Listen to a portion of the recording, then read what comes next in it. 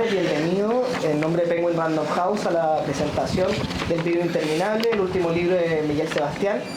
Quiero agradecer la presencia de cada uno de ustedes y en especial al presidente.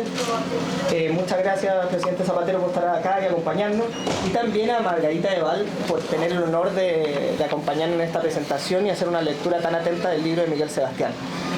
Yo sé que lo ha hecho con mucha dedicación, entonces muchas gracias, Margarita.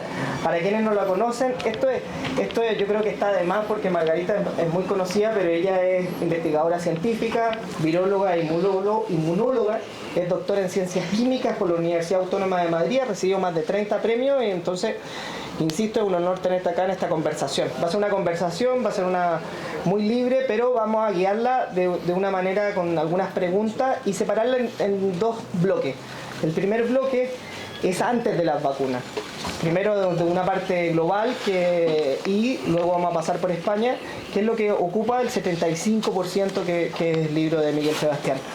Y después vamos a hablar ya de las vacunas. Y para empezar, Miguel, no sé si quieres decir algo antes de iniciar esta ronda de preguntas. Bueno, daros las gracias a todos, presidente, y a todos los que habéis venido, sobre todo los que habéis venido de fuera de Madrid, incluso en coche, que es poco ecológico, pero la verdad es que afectivamente es emocionante. Y por supuesto a la editorial por haber editado el libro, a la Machado por acogernos y muy especialmente, como no puede ser de otra forma, a Margarita, que ella se lo ha leído concienzudamente y desde ya el verano hizo bastantes comentarios y yo creo que vamos a tener ocasión de dialogar, a veces estar de acuerdo y a veces incluso discrepar, que eso siempre es bueno porque mejorará nuestro conocimiento, ¿no? Totalmente. Insisto, el agradecimiento a la librería Machado, esta librería tan bonita que nos ha cedido este espacio. Vamos a empezar firme, Miguel Sebastián, Margarita. ¿COVID cero o no? ¿Cuál es tu opinión al respecto? Se me olvidó decir que agradezco también a Gate Center porque está grabando todo y lo va a emitir en diferido para mucha gente que estaban interesados y no han podido venir. A ver, voy a seguir con tu enfoque de primero hablar de antes de la vacuna y luego después de la vacuna. Llevamos más o menos 1000 días de pandemia. Y de los cuales se cumplen ahora los 1000 días, de los cuales 500 han sido sin vacuna y 500 con vacuna. O sea que tenemos ya un periodo interesante para hacer comparaciones que evidentemente son importantes, ¿no? Claro, aquí el libro es una invitación a seguir investigando, investigar. Hace falta mucha investigación. Hay gente que dice que sabe todo sobre el COVID, a mí me maravilla. Yo creo que sabemos muy poco todavía del COVID, que vamos a necesitar años para entender muchas de las cosas que ahora no entendemos y que seguro que van a salir en el debate y que por supuesto vamos a necesitar también mucha crítica y autocrítica, que yo creo que hasta ahora no se ha hecho, porque lo relevante es que todo esto que hemos pasado pues no vuelva a ocurrir, ¿no? Bueno, llevamos 6,6 millones de muertos en esta pandemia, que todavía no ha terminado, a juzgar por los datos. Seguimos más o menos en unos 350 a 400.000 casos nuevos al día en el mundo y más de 1000 muertos al día en el mundo. Es difícil decir que la pandemia ha terminado con estas cifras. La pandemia es un fenómeno global y hasta que no se reduzca significativamente en el conjunto del mundo, pues no podemos decir que ha terminado, ¿no? Bien, vamos a ver. COVID cero. Claro, ahora el tema es el tema que está de moda. Yo siempre he defendido el COVID cero, pero yo entiendo el COVID cero como un modelo teórico, si quieres, un modelo teórico por el cual el objetivo es minimizar lo máximo posible el número de muertes. Es decir, prescindir de la idea darwinista de la selección natural, del que, oye, el que se tenga que morir, pues que se muera. Yo soy absolutamente contrario, va en contra de mis principios más profundos esa idea. Y por eso me gusta la idea del COVID cero, porque pone a la vida humana en la prioridad absoluta de la política sanitaria y de la política en general. Y eso es muy positivo. Tampoco comparto, sobre todo porque voy cumpliendo como todos años, yo ya he cumplido los 65 y lógicamente no comparto la idea de que, bueno, los muy mayores ya han vivido bastante y bueno, pues creo que es abominable. Los muy mayores tienen el mismo derecho a la vida que los de cualquier edad. Y por tanto se necesitan y se merecen todo el trato, el respeto que se merece cualquier generación. Y creo que en este COVID los mayores han sido maltratados. Y por eso, entre estos 6,6 millones de muertos, que a mí me parece una barbaridad, no sé a ustedes, a vosotros, pero a mí me parece una barbaridad, hay muchísimos mayores. Y por eso yo el libro se lo he dedicado a ellos, a los mayores, y creo que ellos se merecen muchas respuestas, ¿no? Por tanto, yo entiendo el COVID como cero, como una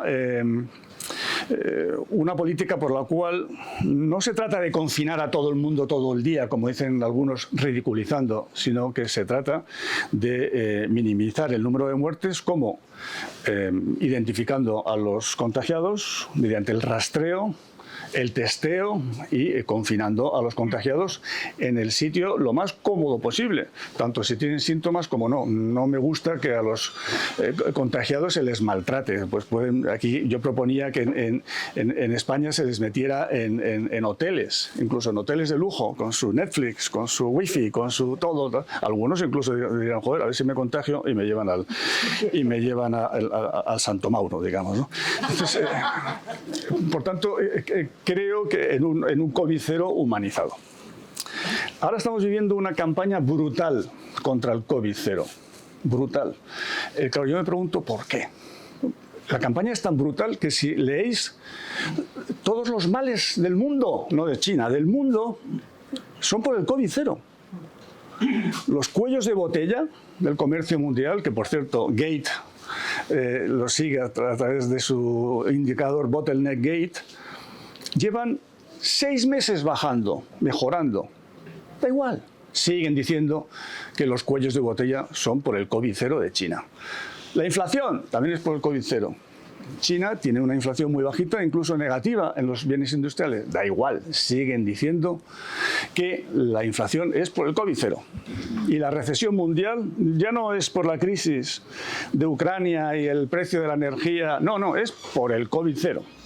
Y llegué a leer el otro día, que ya es el colmo, que la caída de la natalidad de China era por el COVID cero, que llevan 30 años reduciendo la natalidad. Estoy seguro de que la eliminación de Estados Unidos en el Mundial va a ser también debida al COVID cero. Y cuando el COVID cero caiga, todo va a ser maravilloso. China va a ser una democracia floreciente. El mundo recuperará su crecimiento, su comercio. España ganará el Festival de Eurovisión. Que, por cierto, tú eres chileno, no lo sabes, estuvimos a punto de ganarlo el año pasado. Sí. Y no lo ganamos por el COVID cero. Entonces, allá fuera de bromas, ¿por qué esta campaña tan brutal contra el COVID cero? Yo creo que se debe a 2 motivos. Uno, Occidente tiene que derrotar ideológicamente a Oriente. Lo tiene que derrotar. Y la única forma de derrotar, en lo que se ha demostrado que ha sido superior la gestión de la pandemia en Oriente versus Occidente, la única forma de derrotarla es que China renuncie al COVID cero. Por eso yo creo que tiene que modificar el COVID cero, pero no es renunciar a eso. Y el segundo motivo, que es el que me parece más importante, es que de estos 6,6 millones de muertos, 5 millones han tenido lugar en Occidente. En Occidente. Es decir, en Estados Unidos, 1,1 millones. En Europa, 2 millones. Y en Latinoamérica, 1,7 millones, donde ahí destacan fundamentalmente Brasil y México. que tiene entre las dos, bueno, Perú, pero en tamaño, me refiero en tamaño, Brasil y México en términos absolutos, que tienen entre las dos cerca de 1 millón, aunque el país, es verdad, con más mortalidad ha sido Perú. Latinoamérica, que la meto en Occidente, porque está en el hemisferio oeste, por supuesto, Estados Unidos y Europa, 5 millones de los 6,6 millones de muertos. México ha tenido más muertos que todo África, a pesar de tener la 10ª parte de la población. Por tanto, estamos hablando de la necesidad de la derrota del COVID-0 para que Occidente pueda decir: vale, hemos tenido 5 millones de muertos, pero es que no había otra alternativa. Mirar lo que está pasando en China. Si hasta China ha tirado la toalla. Esto ha sido una desgracia, pero era inevitable. Y eso me niego a que esta sea la conclusión del COVID. Esto no era inevitable. Veremos otros países, por eso hablaremos después de la vacuna, si tiene sentido o no el COVID-0. Veremos algunos países que empezaron con el COVID-0 y luego lo han renunciado una vez se han vacunado, como Australia, Nueva Zelanda, Vietnam, Laos, países que han sido muy exitosos en la pandemia. Pero desde luego lo que no podemos tolerar es la gente que dice: ojalá ahora China levante el COVID-0 y ojalá tenga 3 millones para que así podamos decir: mira, ya estamos igual. No, no estamos igual. Porque en China han muerto 5.000 personas y en Estados Unidos, es decir, 4 por cada millón de habitantes, y en Estados Unidos han muerto 1,1 millones. Más que en las 2 guerras mundiales, la guerra de Corea y la guerra de Vietnam juntos. Estamos hablando de que Estados Unidos ha tenido 1000 veces más muertos que China en el COVID. Y eso para Estados Unidos entiendo que es inaceptable e inexplicable. Pero desde luego la solución para explicarlo yo creo que no es acabar con el COVID-0. No, yo desde luego estamos en la primera etapa de la pandemia antes de las vacunas. Creo que es absolutamente necesario cortar cuanto antes, y eso es de lo que nos tiene que quedar una enseñanza para el futuro. O sea, comparto esa visión, nos tiene que dar esa enseñanza, porque realmente en la primera etapa, si no llegamos a parar todo lo posible como paramos aquí, pues que era semejante a intentar buscar el COVID-0 y que llegamos casi, porque en julio estábamos muy cerquita, no llegamos a acabar de rematar la faena, ¿verdad? Casi. Como describes en el libro, pero eso era absolutamente necesario. Si no, habría habido decenas, cientos de miles de muertos probablemente en el primer año. Habría sido tremendo, porque el virus se contagia a todo lo que le dejemos. Y entonces, por eso, cuanto antes se pueda parar es lo mejor. Es cierto que con virus menos contagiosos es más fácil que tenga éxito una estrategia de parar el virus por confinamientos, por rastreo, por cuarentenas. Ahora el virus se contagia más, ahora es claramente más difícil hacerlo, ¿no? Entonces hay que meter más estrategias funcionando, y hablaremos luego, pero desde luego frente a una infección lo mejor es evitar que se contagie, y hay que aprender a hacer todo el rastreo, hay que aceptar que se haga el rastreo por un bien superior, que es el bien de la sociedad. En el mismo sentido, Miguel, ¿existe un dilema economía-salud? Esto ha sido siempre el campo de batalla, como tú bien sabes, y en parte lo que me hace escribir este libro como economista, porque mucha gente me dice que yo soy un intruso hablando de una pandemia. ¿Qué hace un economista hablando de una pandemia? A veces me he sentido intruso. Bueno, como la pandemia, aparte de un fenómeno estadístico, que también me interesa, es un fenómeno económico, como se ha demostrado, pues ahí creo que ahí he tenido una forma, digamos, de poder opinar, ¿no? A mí hay 2 frases que, si quieren ustedes un día enfadarme, pueden utilizar. Una: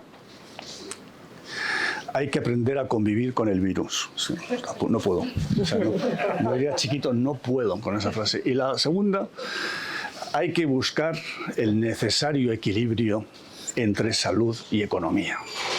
No puedo con ninguna de las 2 frases, porque parten de una premisa que para mi gusto es falsa, y es que hay un dilema entre salud y economía. Si tú quieres más salud, tienes que dañar a la economía, y si quieres salvar la economía, pues vas a tener daño a la salud y vas a tener más contagios, más muertes, etc. creo que es falso y trato en el libro antes de la pandemia, que es más, antes de la vacuna, que es más fácil conseguir los datos y estimar con variables, demostrar que ese dilema es falso. Porque lo que ha dañado la economía no ha sido la dureza de los confinamientos, lo que ha dañado a la economía ha sido la duración de la pandemia. Las idas y las vueltas, la ola va, ola viene, otra ola para arriba, ahora pongo restricciones, ahora tal, ahora la gente se contagia y se queda en casa, porque la gente se contagia y se queda en casa, aunque tú les permitas, digamos, salir, ¿no? Y eso pasó, por ejemplo, en el primer trimestre del año pasado. Por tanto, de este año, perdón, del 22. Por tanto, creo que la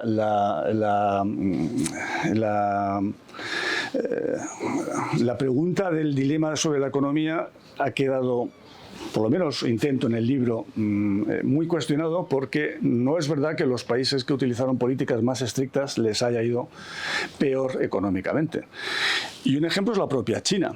China, en su primer confinamiento le llevó 5 semanas, porque fue mucho más estricto. Nuestro confinamiento, que ya sabes que es un capítulo del libro que a la gente le va a sorprender, nuestro confinamiento no fue tan estricto. Fue muy estricto para los que estuvimos confinados. 30 millones de personas en el máximo. Pero para 17 millones de personas no hubo confinamiento porque siguieron circulando, digamos, ¿no? Y eso hizo que nosotros y también Italia tuviéramos 11 semanas hasta alcanzar ese mínimo que decía Margarita, donde estuvimos a punto de erradicar el virus con una incidencia de 3 por 100.000, que no hemos vuelto a tener en toda la pandemia, y una media de, en julio del 20, una media de 3 muertos por mes que no hemos vuelto a tener en la pandemia. Porque, por ejemplo, ahora en noviembre llevamos 780 muertos.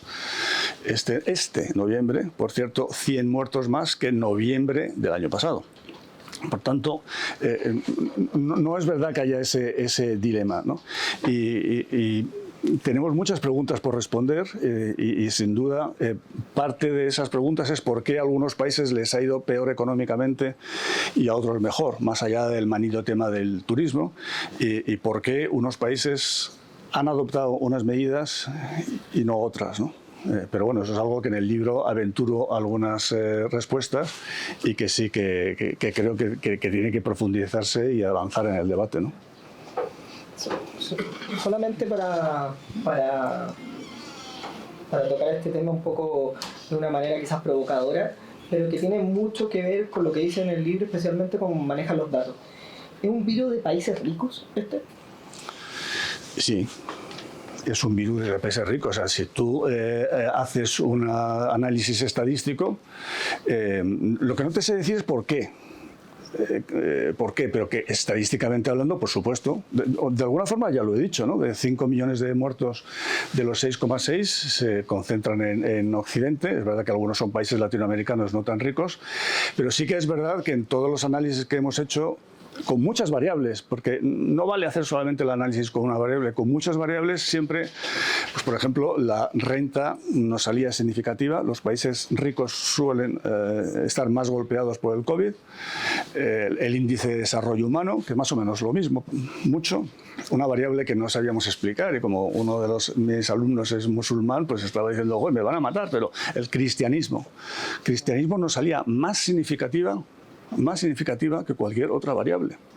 Y yo no lo sé explicar. Entiendo que tiene que ver algo con el modo de vida, tiene que ver algo con, no lo sé, a lo mejor con la propia renta. Pero los países donde impera el cristianismo han sido mucho más golpeados que otros países, ¿no? La temperatura no nos sale significativa, que es otro de las sorpresas, ¿no? No es verdad que el calor ayude al virus. Lo que ocurre es que a matarlo, digamos. Lo que es verdad es que el calor nos permite estar fuera, en espacios abiertos. Y el frío nos hace recogernos. Por tanto, lo que nos contagia y lo que nos mata, digamos, es estar dentro en sitios cerrados. No, pero mejorando lo presente. Pero creo que eso también empieza a haber algún consenso. Eso es decir, bueno, ahora cuando llegue el verano ya esto se arregla. Bueno, eso se arregla o no. La pluviosidad sí que nos sale significativa. Los países con más lluvia tienen más incidencia de COVID y más muertos. Pero yo creo que esto es también porque la gente está más encerrada en casa. Con las islas, es verdad que si tú eres una isla tienes más facilidad para aislarte, ahí nos ha salido también significativo, aunque es verdad que ha habido islas que lo han hecho bien y islas que lo han hecho, que les ha ido mal, pero en general sí que es verdad que también nos sale. Pero hay muchísimas cuestiones, para mí la más importante es, que no se saben, la más importante es por qué en África le ha ido tan bien. Y yo creo que este es uno de los temas de investigación que tenemos que profundizar, ¿no? El otro día hablando con el director de Casa África me dice que eso es un tema que hay mucha gente que se está planteando el por qué África le ha ido tan bien, más allá de la respuesta fácil, no, porque tiene muy malas estadísticas. Oye, de malas estadísticas ya hablaremos. Bueno, en África han hecho, yo creo que más que una enfermedad de un virus de países ricos, es un virus de personas mayores, diría yo. Y en los países ricos tenemos más personas mayores. Eso tenemos mayor riqueza, tenemos una esperanza de vida superior, y la cara B es que la población está más envejecida. Entonces, cuando se comparan dos países, a mí siempre me ha gustado comparar la pirámide demográfica, porque eso ayuda a comparar países tan cercanos como España y Marruecos, con una estructura demográfica bastante distinta. Y claro, siendo exponencial la subida de la gravedad y el riesgo de muerte con la edad, pues eso se nota mucho. África son casi todos los países mucho más jóvenes que lo es Europa, prácticamente todos, y ha habido también peores estadísticas, menos medios para contar los contagiados y la mortalidad. Ha habido una estimación que se ha publicado en The Lancet por un grupo muy grande de expertos que han analizado en todo el mundo los datos reales que se han tenido y la extrapolación de cuántos datos se han perdido en cuanto a mortalidad, ¿no? Más que en casos, en mortalidad, que es algo que no se puede ocultar tan fácilmente, pero que en muchos casos no se ha diagnosticado. Y una de las cosas que estimaban es que globalmente en el mundo estaba subestimado por 3 veces el número de muertos, o sea que en lugar de 6,6 millones serían más de 20 por ahora, muertos por COVID, o sea, directos del virus. Y otra de las cosas que comentaban, en España incluso hacen el análisis comunidad autónoma, porque tenemos los datos desagregados de esa manera, es que en los países de África el exceso de mortalidad es muy superior a la media del mundo. Y al ser muy superior a la media del mundo, en realidad, con lo que acaban estimando es que con poblaciones más jóvenes, los muertos por habitante eran los mismos que en nuestros países. Es decir, mucho más castigo a la población real, porque siendo jóvenes habrían tenido, se estima, una mortalidad semejante por habitante. Entonces eso habría que estudiarlo más a fondo, pero era un grupo muy grande de expertos y en cualquier caso hay que aprender de ello, porque los agentes infecciosos no tienen fronteras y es claro que nos afecta a todo el mundo. Claro. Aprender unos de otros, como has dicho al principio, es muy importante y eso es una de las cosas que a mí me parece apasionante de leer el libro. Y lo que decías al principio, que tú te sentías un intruso. Yo la primera vez que nos conocimos en un evento, digo, bueno, qué maravilla poder conocer a alguien que ve la pandemia desde un ángulo tan distinto al mío, ¿no? Entonces, a mí me ha parecido de una riqueza, o sea, no es intruso, o sea, es lo contrario, es la riqueza de verlo desde distintos ángulos, lo que cada uno observa, lo que cada uno tiene en su experiencia y cómo puede contribuir a ver el conjunto general. La pandemia es tan amplia, nos ha afectado a todo en nuestras vidas, que cuanta más gente la esté observando y pensando sobre ella, yo creo que es mejor. Por eso a mí me ha resultado interesantísimo leer el libro, desde luego. Muchas gracias. Ahora vayamos a España. Insisto que antes de llegar a las vacunas, y en relación con el aprendizaje, ¿qué se ha hecho mal y qué se ha hecho bien en comparación con los otros países occidentales, Margarita y Miguel? Sí, a ver, yo creo que en España se ha convertido lamentablemente en un tema político, lo cual me parece lamentable, porque esta pandemia nunca tenía que haber sido un problema político. Tenía que haberse unido todas las fuerzas políticas. Es que si ya no se han unido con esto, yo ya no sé qué va a hacer que les una, ¿no? Y en segundo lugar, porque todos los partidos políticos lo han hecho mal en la medida en que todos han tenido responsabilidades de gobierno, o bien en el gobierno central o bien en las comunidades autónomas, ¿no? Pero fíjate que yo no creo que España lo haya hecho especialmente mal en comparación con otros países. Yo cuando hago la crítica a todo Occidente. No creo que España lo haya hecho mal. Ha tenido la mala suerte de que le ha llegado antes, como a Italia, ¿no? O si hubiera llegado antes a Alemania o a Francia, pues probablemente a nosotros nos hubiera llegado de otra forma, pero nos llegó inesperadamente y de golpe, ¿no? Y por tanto, en esa parte creo que no se ha hecho especialmente mal en relación a otros países de Occidente, como tú dices, ¿no? Creo que la gestión sanitaria no ha sido muy buena, pero la económica creo que ha sido muy buena. Y ahí yo creo que tanto el diagnóstico como las medidas que se han tomado fueron eficaces y además fueron rápidas, ¿no? Y se ha salvado bastante, digamos, del daño económico que se podía haber creado, ¿no? A mí lo que menos me ha gustado, y lo pongo en el libro, es lo primero, las estadísticas, los datos. Yo creo que el Ministerio de Sanidad no tiene recursos para hacer esto y no entiendo por qué no cedieron toda la gestión de los datos. Tengo ahí algún amigo que ha batallado más que yo incluso con el tema de los datos, al Instituto Nacional de Estadística, que es un pedazo instituto estadístico de los mejores de Europa, me atrevería a decir, ¿no? No entiendo por qué no delegaron este tema de la publicación, de la gestión de los datos al INE. En segundo lugar, las mascarillas. A mí no me gustó nada el mensaje. En vez de decir no hay mascarillas, vamos a ir a por ellas o vamos a intentar producirlas en España, en vez de decir eso. Y por tanto, como no hay mascarillas, tengan cuidado, manténganse en casa, o si tienen que salir, manténganse distantes. Se dijo, las mascarillas no son necesarias, incluso pueden ser contraproducentes, dan una falsa sensación de seguridad. Creo que ese mensaje fue muy malo. En tercer lugar, el testeo. No entiendo por qué España, que tiene una renta per cápita, en fin, razonable, el test, en vez de ser gratuito, muy disponible, que es una herramienta fundamental para tratar de atajar la extensión del virus, ¿por qué se convirtió en un lujo? Y por qué una PCR te valía como una mariscada. Con 150 euros, ustedes saben perfectamente que se pueden pegar en España una buena mariscada. Pues no tiene mucho sentido que un test cueste como una mariscada, ¿no? Y en ese sentido creo que ahí se ha convertido o en un negocio de los laboratorios, lo cual pues también habría que un poco de investigarlo, o simplemente que no se ha sabido canalizar un test barato para la población o incluso gratuito, ¿no? Y finalmente el rastreo. Yo no puedo entender cómo una aplicación que era buena y se probó como el radar COVID no se ha puesto en práctica, y no se ha puesto en práctica porque no ha querido las comunidades autónomas. Ahí el gobierno lo hizo bien. Lo hizo el Ministerio de Economía, la Secretaría de Estado de la Agenda Digital, y lo hizo bien, un radar COVID bien hecho, testeado, pero necesitaba un código de activación de las comunidades autónomas que las comunidades autónomas nunca lo dieron. Yo cuando me infecté finalmente de COVID, que aguanté hasta junio del 22, que yo creo que es mucho aguantar, pues intenté, peleé para que activaran el código de activación y no hubo forma. O sea, no han querido, lo han boicoteado, ¿no? Y yo creo que está una cosa relacionada con lo otro. No han querido activar el código para que en el rastreo no surgieran muchos casos que obligaría a hacer muchos test, y como era un lujo los test, pues iba a ser muy caro.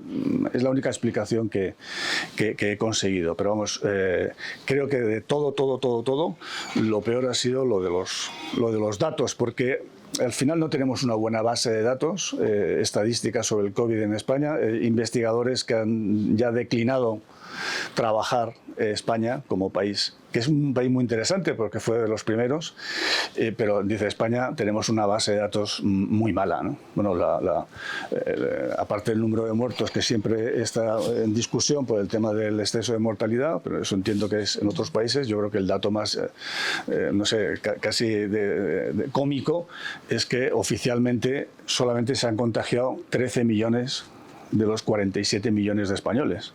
Claro, si alguno de ustedes conoce de alguien que no se haya contagiado, pues que nos lo presente, porque ya sería una persona rara, ¿no?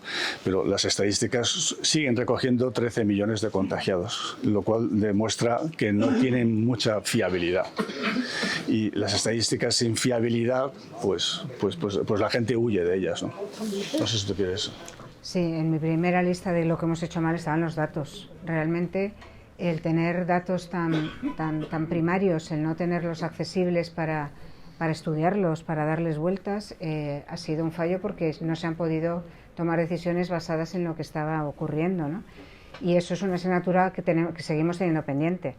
Claramente nos ha pillado la pandemia en muy mala situación en eso, claramente nos ha pillado con datos que eran distintos en cada hospital, en cada comunidad autónoma, en primaria respecto al hospital, etcétera. Y el Instituto Nacional de Estadística accede a todo menos a los datos de salud. Accede a los de mortalidad y natalidad, pero todo lo que está entre medias no llegan al Instituto Nacional de Estadística, que sí que estaría bien porque ellos hacen un curado de los datos muy importante, ¿no? Por ejemplo, todos los certificados de defunción, etcétera, se ponen de acuerdo para ver cómo hacerlo para registrar siempre lo mismo, aunque se reporte de una manera ligeramente distinta por los médicos, etcétera. O sea que hace un trabajo fantástico. Y eso lo avanzas en el libro también, ¿no? Cómo podría ser. También me gustó, me llamó mucho la atención la frase de la mariscada, porque es cierto, ¿no? O sea, como lo que costaba una PCR, ¿no? Si lo comparas con otras cosas. Yo creo que el diagnóstico es parecido. Voy a añadir alguna cosa. Otra cosa que hemos hecho muy bien la docencia en cuanto a tema de contagios. Es decir, la docencia se reinició en el otoño del 2020, ya me estoy liando, 2020, cuando ya contábamos con que había que ventilar a riesgo de pasar mucho frío, pero ha funcionado bastante bien y sobre todo en los niños, que eran los más vulnerables a no ir al colegio.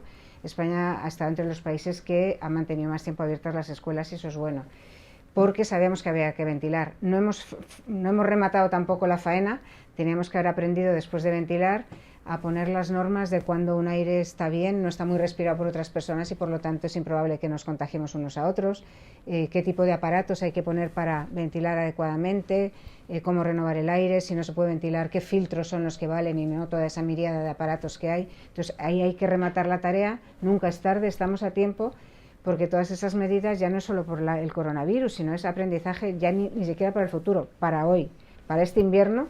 Tenemos un montón de enfermedades respiratorias que nos están viniendo y mejor no infectarse de todas esas, porque el coronavirus no es el peor virus de la historia, es uno más entre todos ellos, entonces mejor no infectarse de todo ello. Y otra cosa que hemos hecho muy bien, pasa a la segunda fase, es la sensatez y la responsabilidad de la población española. Nos ha pillado eso muy maduros, nos ha pillado muy bien y eso, bueno, pues vendríamos preparados o hemos tenido la suerte o tenemos mucha solidaridad entre generaciones o entre amigos o lo que sea, pero nos ha pillado más preparados que otros países y eso es algo que se improvisa muchísimo peor que lo de los datos. Entonces, que estemos en el lado bueno ese a mí me parece muy positivo y ojalá que lo sigamos manteniendo. Hay que cuidarlo mucho y toda la confianza hay que ganársela porque se pierde muy pronto, ¿no? Entonces yo creo que eso es importante. A nivel de los técnicos y de las comunidades autónomas, efectivamente, todos los partidos políticos, todos los grupos se han visto con algún error que han cometido o con muchos errores. Lo importante es que se aprenda de ellos, o sea, que se busquen más bien los aciertos, ¿no? Entonces ha habido aciertos en todos los ámbitos y yo creo que esos también hay que destacarlos, ¿verdad? Entonces tú pues también destacas aciertos de cosas que han ido saliendo y qué cosas tenemos que aprender. Entonces eso yo creo que es bueno y que tenemos que ver cómo no olvidarlo, ¿no? Queda ahí un imprinting que es muy bueno porque realmente la estrategia de COVID-0, del rastreo, al que nos hemos negado todos porque entraban en nuestra privacidad, no como nadie más, ¿no? O sea, no entra nadie más en nuestra privacidad más que la aplicación esta de rastreo, parece, ¿no? En Europa. Bueno, esto hay que implementarlo para el futuro porque es salud, claramente, ¿no? Entonces, la estrategia esta de rastreo, de testado, de cuarentena si eres un contacto, de aislamiento cuando eres un positivo, que como dices, ahora mucha gente, todos los que pueden lo cumplen, eso se aprendió en los países orientales de epidemias locales anteriores. Es decir, ellos ya tenían ese aprendizaje hecho, eso les quedó y no fueron situaciones tan traumáticas como esta. Entonces yo confío en que lo hayamos aprendido, porque gracias a eso, gracias a ese entrenamiento previo, yo creo que eso fue lo fundamental. Ya sabían lo que era una epidemia, ya sabían lo que era que de repente se escalen los muertos, ya saben lo que es pararla y pararon inmediatamente, desde el primer momento pararon. Y parar al principio es mucho menos traumático, es más quirúrgico, se logra controlar mucho mejor todo el daño a la sociedad. Entonces yo creo que tenemos que aprender de todo eso. hay que reconocer lo que se ha hecho mal, pero hay que reconocer también lo que se ha hecho bien, ¿no? Los aciertos. Y en España las comunidades autónomas a veces era un jaleo para coordinarse, pero en el momento de la campaña de vacunación casi fue un acierto porque ellos sabían a pie de tierra un poco, pie a tierra, que funcionaba mejor en cada comunidad, ¿no? Y entonces, pues bueno, eso también tuvo su parte positiva. Y ya partimos con las vacunas que tú lo mencionas, y una pregunta que sabemos la respuesta, pero la respuesta tuya nos va a interesar mucho más. ¿Qué tan efectivas son las vacunas, Margarita? Claro, ahí estamos en una de las cosas que yo de repente me encontré en el libro, digo, pero si las vacunas son más buenas de lo que se ha percibido, ¿no? Realmente cuando nos enfrentamos con la pandemia, con el virus, con la inmunidad, con los anticuerpos, ¿qué es todo esto? Pues todo el mundo intuitivamente dijo, bueno, yo de esto no sé, quiero informarme, ¿no? Pero cuando llegaron las vacunas, un poco todo el mundo percibió, ya sé lo que es una vacuna, lo que te protege, ¿no? Y no ahondamos tanto y entonces nos creíamos un poco más que las vacunas eran, pues que tenían que ser pues casi como milagros, ¿no? Que protegiesen de todo. Y las vacunas son muy buenas. Las vacunas que tenemos son unas vacunas rapidísimas, esto no lo habíamos tenido nunca, más seguras, son las más seguras de toda la historia, por lo tanto no las habíamos tenido nunca, varias vacunas que tienen un perfil de seguridad potentísimo, con unos niveles de efectos adversos que nunca jamás habíamos detectado en ningún medicamento, en ninguna vacuna. No existe la categoría de efectos adversos tan poco frecuentes que aquí sí sabemos ver. Entonces, si aquí lo sabemos ver, los muy poco frecuentes, también sabemos ver los más frecuentes, está todavía más escrutado. Entonces son muy rápidas, muy seguras, además muy eficaces, en tercer lugar, muy eficaces. Son muy buenas. Y les faltaba ya la guinda del pastel, que protegiesen muy marcadamente de la infección. De la infección por Delta protegían como un 80%, que es mucho, pero no era un 100% y no paraba los contagios. De la infección por Ómicron deben de proteger como la mitad, y proteger la mitad para todavía menos de los contagios, sobre todo si llevamos una vida ya muy normal, ¿no? Entonces, esperar que las vacunas parasen todo es lo que yo decía, no hemos logrado transmitir suficientemente, no hemos logrado transmitir que las vacunas no iban a parar todo, que por eso teníamos que seguir protegiéndonos. Quizás no lo hemos logrado transmitir porque no hemos sido lo suficientemente conscientes de que, los que sabíamos de vacunas, de que tienen muchas facetas las vacunas, o quizás porque como población ya queríamos salir de esto y queríamos creer que iban a ser muy buenas. No sé cuáles han sido los dos factores, pero las vacunas son muy buenas estas. Les faltaría además parar mejor el contagio y se sigue investigando en ello, claramente hay que hacerlo, pero son muy buenas, son maravillosas. Esto es sesgo de economista, pero los economistas evaluamos los datos, si son malos o buenos, en función de la expectativa del dato.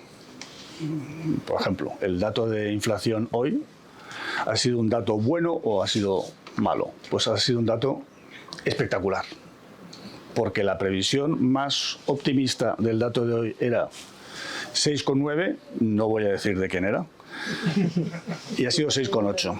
Y todos los demás estaban mucho peores. Y no quiero citar quiénes, pero algunos estaban incluso en el 7,7 y son instituciones de peso en el análisis económico. Por lo tanto, un dato es bueno o es malo en función de las expectativas.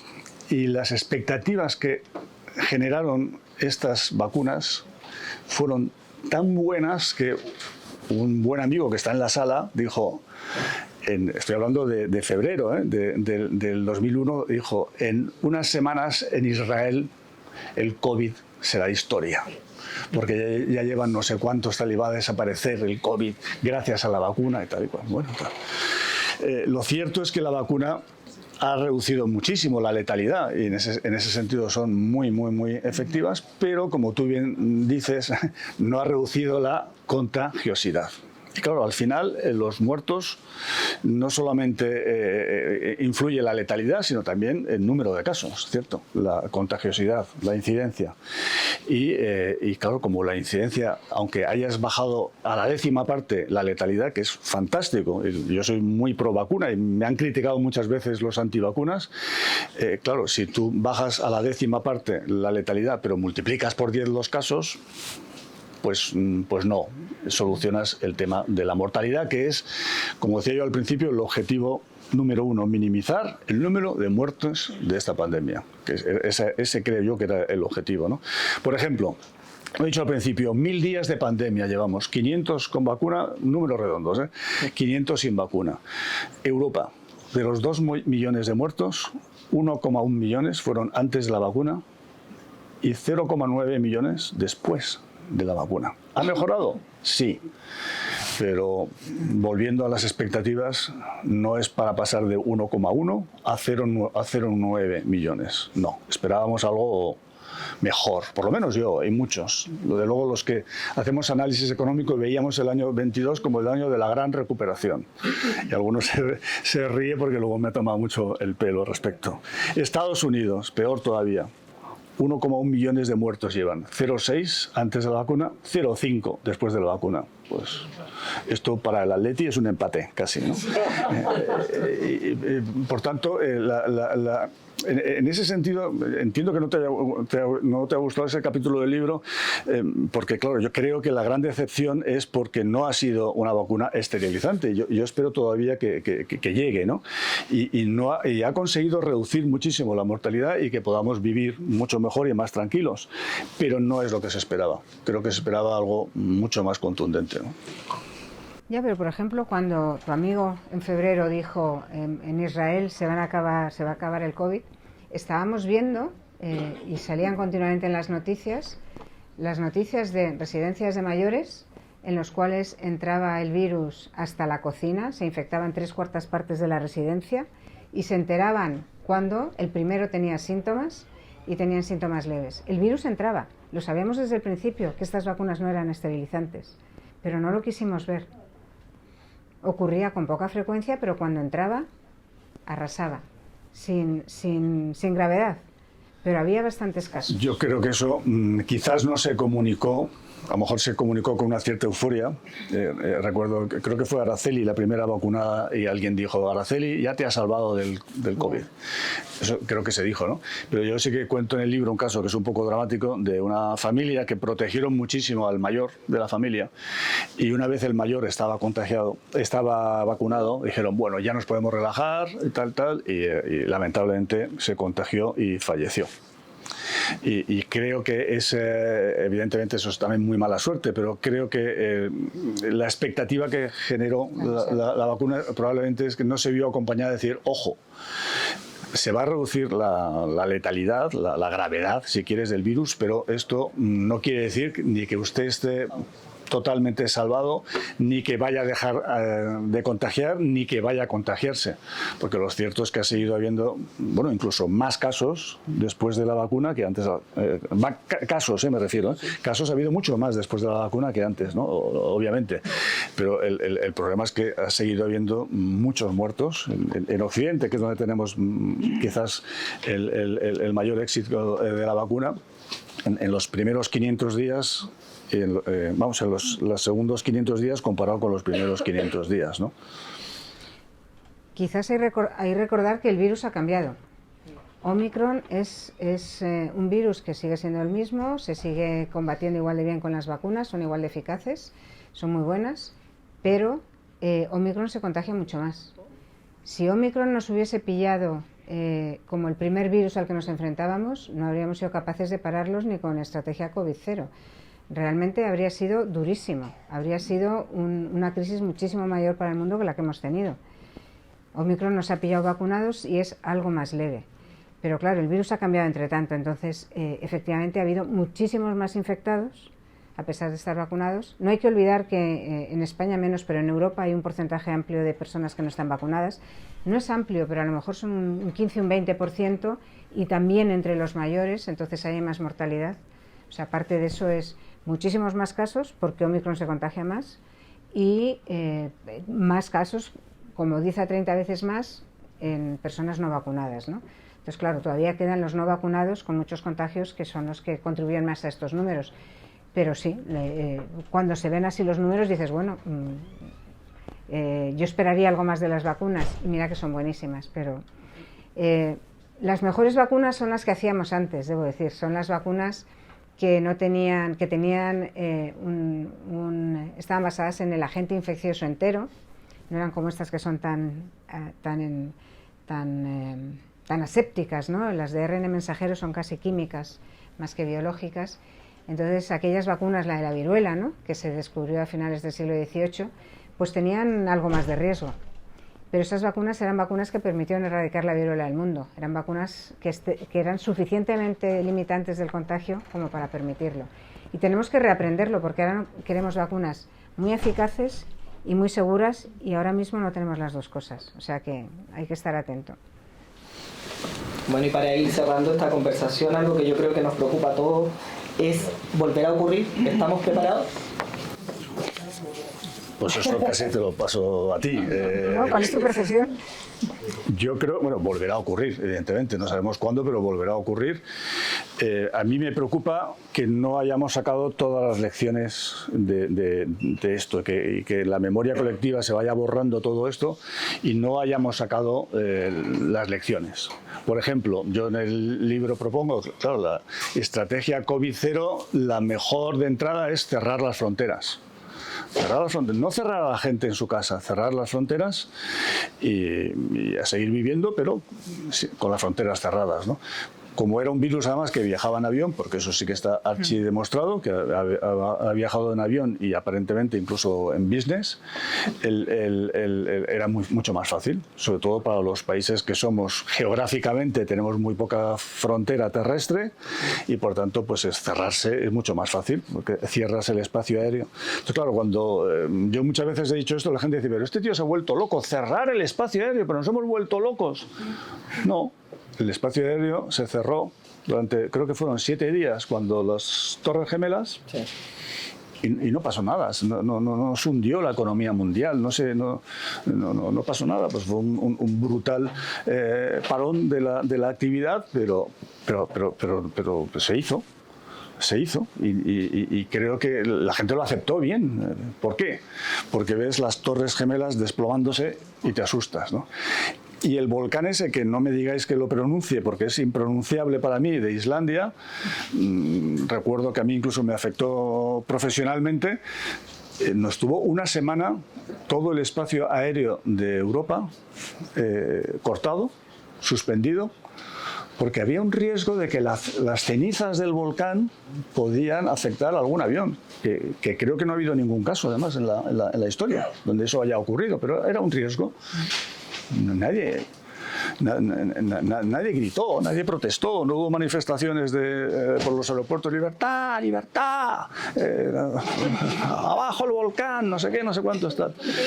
Entonces, ¿por qué con un virus que luego se ha demostrado que ha matado mucha gente, somos reacios al cierre, somos reacios a reaccionar rápidamente y radicalmente? Yo no lo sé, es un tema más casi psicológico, sociológico. También creo que es parte de la cultura occidental. Entonces, has hecho un punto muy bueno, y es que en Oriente, por lo que sea, tienen más experiencia con epidemias y saben manejarlas mejor. Cosa que algunos deberían mostrar respeto. Hoy en un programa de televisión había alguien que más o menos decía, pero bueno, estos chinos, pero no han aprendido después de 3 años, no han aprendido estos chinos a convivir con el virus. Y estaba en el programa de televisión, yo estaba a punto de llamar y decir, oye, me gustaría intervenir, ¿no? Porque creo que hay que mostrar un poco de respeto, sobre todo a la gente que nos lleva años de ventaja en gestión de la pandemia y en conocimiento de la pandemia, y el país probablemente del mundo que tiene los mejores epidemiólogos, que es China. Sí, nos puede volver a pasar en cualquier momento. Han ocurrido 2 situaciones en que nos ha estado a punto de pasarnos, está más lejos, ¿no? Pero hubo unos brotes de encefalitis tremendos en Sevilla, que aquí lo recordaremos menos, y aquello se ha cortado, y se ha cortado con colaboración ciudadana, gestión por parte de los ayuntamientos, la Junta de Andalucía, las diputaciones, y información que venía de los investigadores. Entonces, aquello del virus del Nilo era, ¿no? Ha habido otra situación en la cual se ha cortado, que ha sido el virus de la viruela del mono. Eso podría haber sido también habernos pillado a toda la población humana, y se ha cortado de dos maneras, por la confianza en las vacunas y porque las personas afectadas y de riesgo se han vacunado inmediatamente, no había que explicar gran cosa, había pocas vacunas pero se han vacunado inmediatamente, y porque ya sabían cómo limitar los contagios a sus contactos y cómo eso es transitorio durante un tiempo, ¿no? Entonces habrá más y no sabremos cuándo nos vendrán. Hay que aprender de ello y ojalá aprendamos todavía más. Yo estoy de acuerdo contigo, tenemos que aprender más y desde todas las facetas. O sea, es que hay cantidad, tú estás hablando ahora, pues eso es más sociológico probablemente, pero yo aprendí mucho, por ejemplo, de los demógrafos, que nada más lejos de la química y de los virus, ¿no? Bueno, pues aprender de todas las especialidades que tenemos, incluso, no sé, aunque alguien no sea especialista universitario, pues lo está viendo con una visión particular que yo creo que es importante. Yo creo que tenemos que colaborar en eso, ¿no? Y desde luego no ser tan prepotentes como fuimos al principio con este virus, porque somos muy vulnerables, somos muy imperfectos y muy vulnerables, y cuanto antes lo reconocemos, pues mejor reaccionamos, claramente. Y aún así, vivimos en un espacio de cultura maravilloso. Estar en una librería es un gusto, ¿no? Para mí es como el paraíso. Y bueno, pues hemos aprendido mucho. Es muy bueno que las cosas se pongan blanco sobre negro, que se vea los datos, que se reflexione, y yo creo que bueno, pues un libro es fantástico. Nosotros los científicos lo hacemos en publicaciones científicas, tú también, ¿no? Y yo creo que para ahí hay que sacarlo todo. Entonces estaremos mejor preparados, yo creo. Yo soy optimista, moderadamente optimista. Bueno, muchas gracias a Margarita. Presidente, ¿le gustaría intervenir? Sí, claro. Bueno, con brevedad haré una consideración y dos preguntitas nada más. La primera es felicitar a Miguel, felicitar por este libro y especialmente felicitarle por la encomiable tarea cívica que desarrolló durante la pandemia con su gran potencial estadístico, que nos tenía todos pendientes de que llegara la hora en la que le aparecía en la sexta, y nos hacía la previsión de cómo, o sea, durante un tiempo, Margarita, toda nuestra vida era si la curva flexionaba o no flexionaba. Bueno, era una tarea encomiable y claro, esa tarea que ha sido tan importante se refleja en un libro tan interesante. El virus es interminable, sin duda, y la tarea de investigación va a ser interminable. Es lo que me parece más relevante. Pero bueno, yo quiero felicitarle. Es decir, el imperativo biológico, quizá me equivoqué, Margarita, pero nos hace tender a olvidar el sufrimiento de una manera que casi es impresionante. El imperativo biológico, porque lo pasamos muy mal. Y estamos ahora, pues, ¿no? Casi como que no hubiera pasado. Entonces, en fin, eso me parece que es muy relevante, y Miguel hizo una aportación en su momento decisiva, porque, en fin, no hay nadie como él recabando datos, interpretándolo y manejándolos. Esa es la verdad. Y luego, además, encima, pues tiene alguna ironía inteligente. Este libro es mucho mejor que el de la falsa bonanza, en mi opinión, mucho mejor, lo cual debería dar una gran satisfacción, porque lo normal es que se espera que el segundo sea mejor que el primero y que el tercero sea mejor que el segundo. Dos preguntitas, con mi felicitación, dos preguntas. La primera, sobre las vacunas, ¿no? Este es un tema que en el libro aparece, tienes ahí una página un poco que te deslizas, preocupantemente. Yo creo que ha hecho daño a la pandemia el discurso antivacunas, ha hecho daño a la pandemia el discurso que si esto enfrenta la libertad y los derechos individuales de las personas. Me parece un discurso atávico, ancestral, casi más propio de un periodo precientífico, de la magia y de la plegaria, que del conocimiento. Llevar eso a ese terreno. La pregunta sobre las vacunas es, porque efectivamente la rapidez de la vacuna yo creo que puede explicar que no sea como otras vacunas, porque obviamente quienes estamos vacunados de la fiebre amarilla, de la viruela, del tétanos, no nos contagiamos, no nos hemos contagiado nunca. Esto es lo que la opinión pública tiene en la cabeza como vacuna.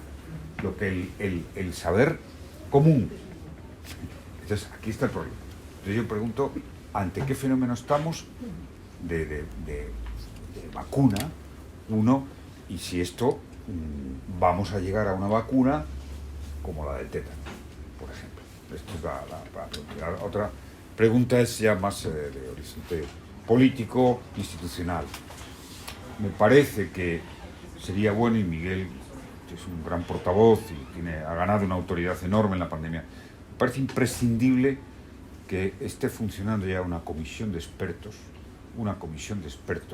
que nos renueven los protocolos, con la experiencia acumulada, que quizá todavía es insuficiente, porque a pesar de que nos parezca que el virus lleva ya un tiempo horroroso en nuestras vidas, hay ya algunas conclusiones. La ciencia siempre es provisional y es evidente que llegará un momento en que se sepa mucho más de este virus. A veces se tarda 200 años, ¿no? De Newton a Einstein, pues lo que tuvimos que esperar. O sea que esto es un mensaje obviamente de humildad, pero tiene que haber. Lo digo ¿por qué? Porque mi gobierno tuvo una especie de gran susto con la gripe A, se ha olvidado, pero yo me pasé una semana reunido con todos los comités de expertos, con todos los grandes científicos del país, y en fin, estaba completamente asustado, atemorizado, compré todas las vacunas del mundo, gastamos no sé cuánto dinero, y al final esa gripe no era nada, no fue nada. Es decir, nuestra inseguridad, aún en la ciencia, es muy grande, y tenemos que asumirlo con absoluta humildad. Y por último, lo que a mí más me duele de toda la pandemia, de lo que hemos sufrido, más allá de los seres queridos, es que hayamos perdido la coherencia y la consistencia.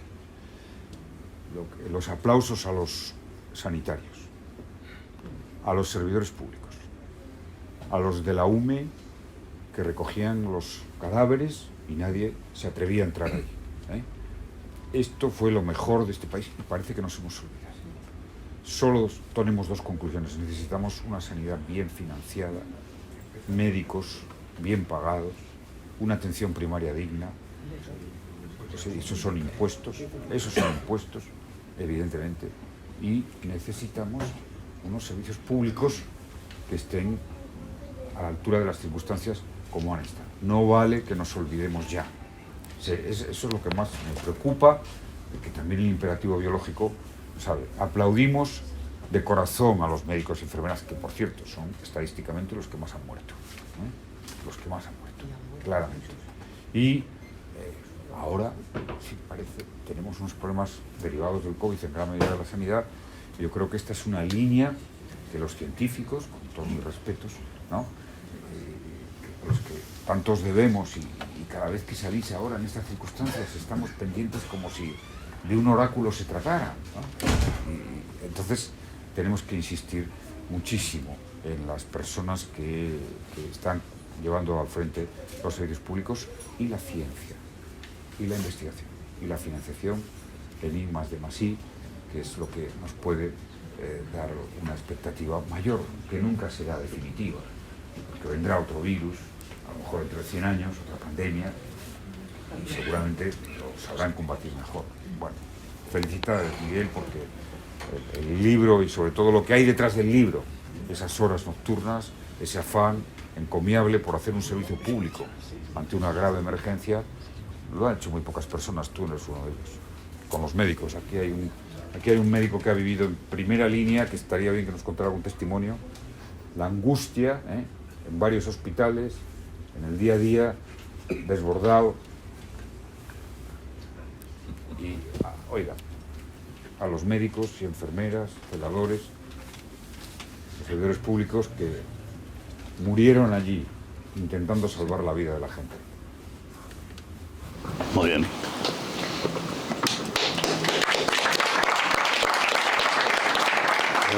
Muchas gracias, presidente. Margarita, si quiere partir con la primera pregunta. Ya no me atrevo. La primera, ¿cuál? La de una vacuna mejor, ¿no? Vacuna.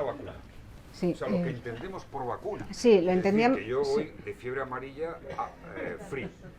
Sí, a ver, la vacuna de la fiebre amarilla, sobre todo, nos la piden en los países en los que no tienen todavía fiebre amarilla, y por lo tanto están evitando que entre. Entonces por eso es obligatoria. Entonces claro, allí no nos vamos a contagiar. Cuando llegó la gripe A de 2009, efectivamente, la gripe A de 2009 llegó y sustituía a la gripe A de 2008, de 2007, de 2006. Todos, menos los más jóvenes, teníamos inmunidad frente a la gripe A de toda nuestra vida. Entonces, esa inmunidad estaba antes que las vacunas. Entonces, la gripe A afectó sobre todo a los que no se habían enfrentado ninguna vez o solo una vez a la gripe A.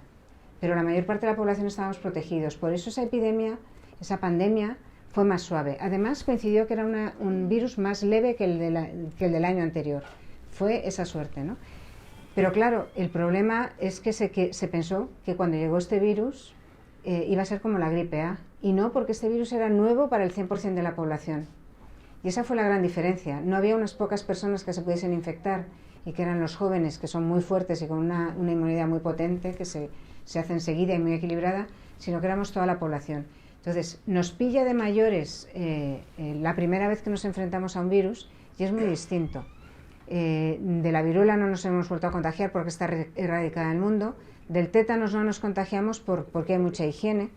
Pero es justo un ejemplo de vacuna que no es esterilizante, la viruela la vacuna del tétanos. Es una vacuna clarísimamente que no es esterilizante. Si hacemos una vacuna frente al coronavirus, imaginemos que el coronavirus es un terrorista con un fusil, bueno, pues lo que hacemos es al coronavirus le quitamos las manos, le atamos las piernas, le quitamos el fusil y atacándole por fuera logramos hacer una buena vacuna.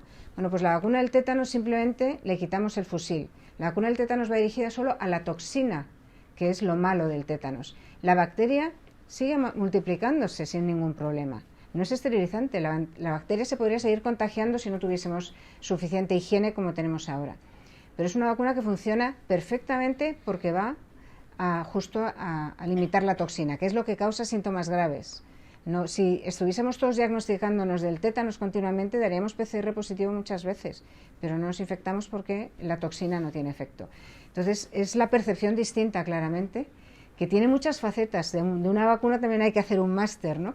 Entonces, esa percepción es cierta. Con las vacunas que teníamos de cuando éramos pequeños y nos vacunamos, se ha ido arrinconando, eliminando el sarampión de España, por ejemplo.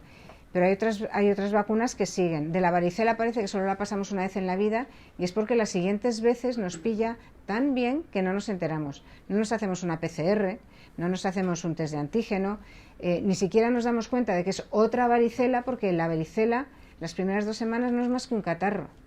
Y luego, en la tercera y la cuarta semana es cuando salen las marcas en la piel, las pústulas en la piel. Entonces, claro, no sabemos que regularmente se nos está reforzando nuestra inmunidad con todas las infecciones que pasamos de pequeños, con todas las vacunas que nos pusieron de pequeños.